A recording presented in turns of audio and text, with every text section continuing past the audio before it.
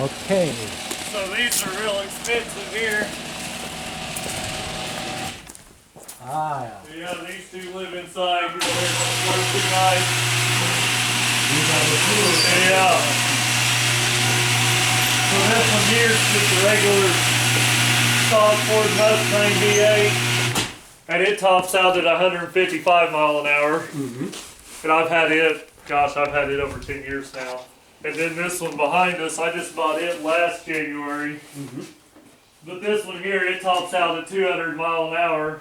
Okay. I haven't ever ran it that hard. I've ran this black one, I've actually drove at 150 mile an hour, but this one here I haven't drove. These cars are not, they don't like the cold weather because they're kind of a softer compound because they're made to grip the road.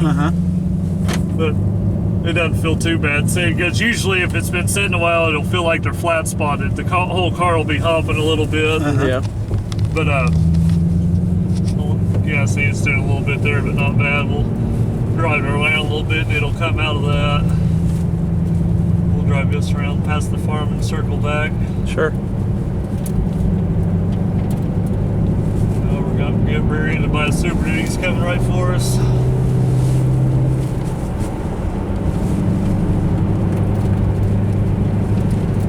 Did you fly into Indianapolis, Stefan? Yes, from Chicago and they're from Frankfurt. Okay, yep. Yeah, I flew out of Indy once when I went out to California for a work thing as well, and we flew from, where'd I go that time? Oh, I booked my flight, it was terrible, Stefan. This is the dumbest thing I ever could have done, so don't do it. I booked it out of Indy, but it flew to Charlotte, North Carolina, which is the east side of the United States, and then from Charlotte, it was a straight flight from there all the way to California, so I flew all the way across the United States. Yeah. That took like 5+ hours. It was terrible. Yeah. And that was probably the longest flight I've ever been on. Then when I came back, it wasn't as bad because I went from California to Texas, and then from Texas, it was just like an hour-and-a-half flight to Indianapolis. I flew during COVID, like right at the beginning of it, because I was working down in Georgia, and I had that other camper that we walked by that I stay in. Yeah. I had it in my truck and one of these Mustangs down there, that black one. And so I got a call to come back here and work, and I took it because I didn't want to be stuck down there if they was going to lock down states or some crap, And so I brought the truck and camper home first and worked at home at General Motors here, which is in town. And I worked all that week, and I flew out of Louisville, Kentucky, which is south of us. From Louisville to Charlotte, North Carolina, there was 3 people on that airplane. Yeah. It was, there was nobody on it. There wasn't even mask in. It was that early in. Yeah. And then from Charlotte to Augusta, Georgia, which is where I was going, I was the only person on the whole airplane. It was the best flight I ever had. I had my own personal airplane. I didn't stop me. Yeah, it was great. I sat right there in the very front seat, and the flight attendant, she just gave me beers the whole time. It was great. Nice. Yeah, from Frankfurt to Chicago yesterday it was 9 hours. Oh my goodness, that's a haul. Yeah. Did they feed you and everything on that long one, I would hope? Did they have snacks at least? Yeah. Enough. Who was that? What airline was that? United, okay. Yeah, I don't think I've ever flown. The ones I've always been on was American Airlines. And they're decent. I mean, it wasn't the worst thing ever. Here's one of the Amish communities, Stefan, that's kind of invaded. Okay. I say they invaded. They all just bought property here. Yeah, they bought it probably 2014 or 15, I think, Stefan. So they hadn't been here like real long. They've only been here about 6-7 years. But they do their own little thing, growing vegetables, all that crap. So this is coming down in the river bottoms. That tree line back there in the back, Stefan, that's actually the river that's running all the way from my house down towards this way. I see. Yeah, I took him along River Road and showed him the tunnel. Did you? Yeah, we've been in the tunnel, showed him that. Oh, no. Oh, you guys went to the tunnel today? Yep. Okay. Yep. So coming up here, Stefan, this tree line right here in the middle that's our field. That's 47 acres right there. Okay. It goes all the way back to the river, and that's where our property stops. It basically goes from this tree line right here to that next tree line down this way. Okay. But back when we was little kids, it's grown up a lot with these trees. My main goal for this year is to buy more equipment and clean these trees out because I want to get back to where it's a hay field. So that's, other than buying trucks, I'm probably going to buy like some equipment, bulldozers and stuff, and try to clear that off this year. That way we can farm it. This right here is where ours stops, and this is somebody else's that begins there.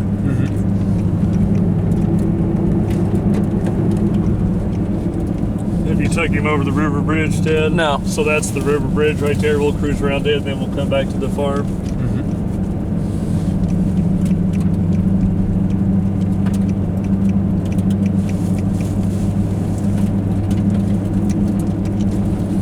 Yeah, the river is up down there by the tunnel.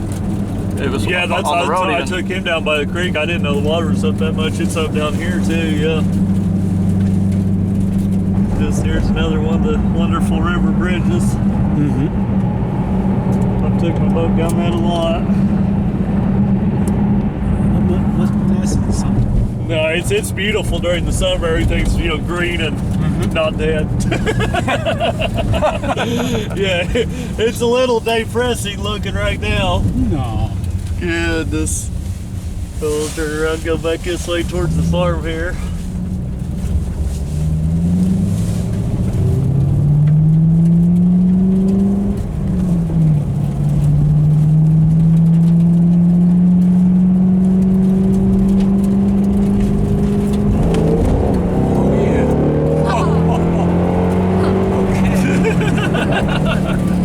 That was only like 80 mile an hour there, Stefan. That wasn't too bad. So how this car's set up, it's extremely fast. Yeah. Even in first gear, it'll go 65 mile an hour. Just it's pretty wild. If it was summertime and they didn't have all this crap on the road, I would probably push a lot harder, but I will not, because that kind of affects the traction of it. We don't want to wreck. But okay, right here is starting Wray Acres on both sides of the road. Okay. Yep. That's one of my Army trucks. That's a bulldozer up there. It does run. It just looks old and wore out. And this is the barn. This is where I lived here, Stefan, from 2005 all the way to 2021. Okay. And this is the farmhouse. I've been cutting on this tree a little bit with that bucket truck, and there's tractor and its other assortments. And the farmhouse been in our family since like 1900. Yeah, it's been in the family over 100 years, and it keeps going on up this way. We own on both sides of the road. On this side, there was a cave in the hillside, and it's still there, but it was higher than the top of the house. So back in the day, Stefan, they ran a pipe from that cave, and it ran into the attic of the house, so you had running water in the house. Okay. Before there was running water out here. That was probably in the 30s.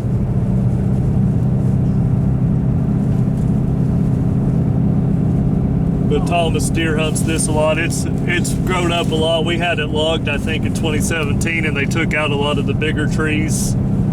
I'm gonna clear off certain parts of it, because back here there's lots of parts that can be opened up to farm. And then I'll leave some of the woods too, of course. I ain't gonna take all the trees down. That's a giant property. Oh, it is. It's very big. When I lived over here, to walk around everything, it takes almost an hour. If you walk the fence lines, which they're about to grow up right now, but you used to be able to walk the whole thing, and it took quite a minute. Here, and the end of this property here stops right here at this corner post. Okay. And that's the end of that side there, and then this is somebody else's again. Well, big enough. Yeah.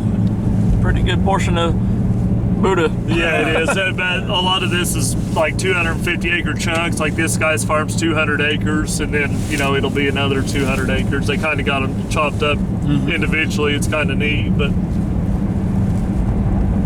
these guys, they've had corn planted there this summer, already harvested it.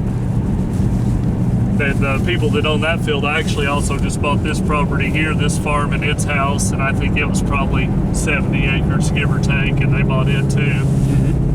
I'd say they probably paid well over $600,000-700,000, which that's getting up there, and that's quite a monthly payment at that point. Like what I paid $250,000 for my house, and my payment is like $1,500 a month, which is really good compared to what the interest rates and stuff are now. Interest rates here, like if I were to buy my house today, the payment would be over $2,500, so I would literally be paying $1,000 more a month. Okay. So I didn't know it, but I bought my house at the right time. You know, I bought it when the interest rates were low, and now they're sky high again, and it's bad. Because I've got a friend, she bought another little 10-acre farm.